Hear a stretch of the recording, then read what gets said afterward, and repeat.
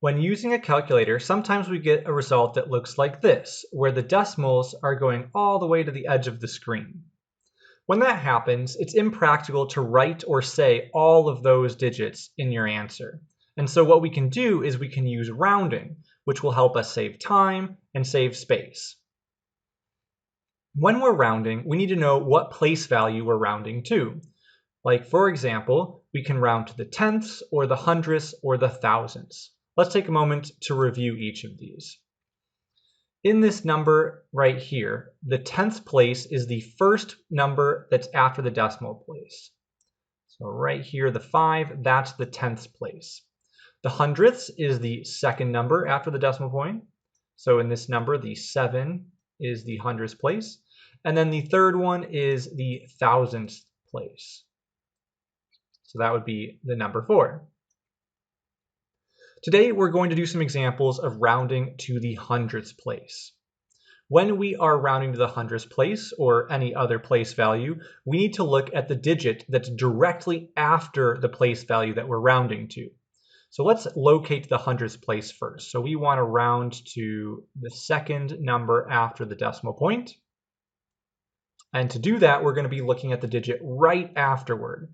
So that would be the 4, the 5, and the 8. When we're looking at that third number, if that number is between 0 and 4, then we do nothing. Okay? An example of that would be this first example. Notice how the digit right after the hundredth place is a 4. Since that's between 0 and 4, we don't need to do anything while rounding. And our answer is exactly what appears on the calculator screen, 23. And then after the decimal place would be the 5 and the 7. That would be a correct way to round this number to the hundredths. Now, in contrast, we could have a number that's bigger than 4. If our number is between 5 and 9, for example, this second example here, we have a 5, that indicates that we need to increase our place value by 1.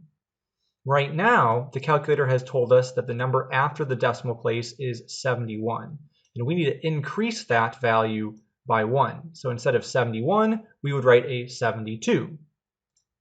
So to correctly round this number to the hundredth place, it would be 61.72.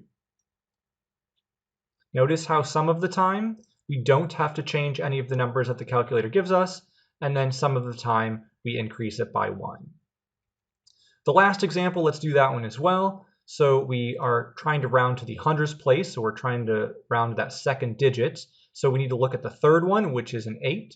Since the 8 is between 5 and 9, that means we're going to increase the place value by 1. Right now, the decimals are a 3 and a 9, or 39. And if we need to increase 39 by 1, we would do 39 plus 1, and we get 40. So that means our answer for correctly writing this down rounded to the hundredths would be the 82. And then instead of a 0.39, we'd have a 0.40. That's all for today. Like and subscribe.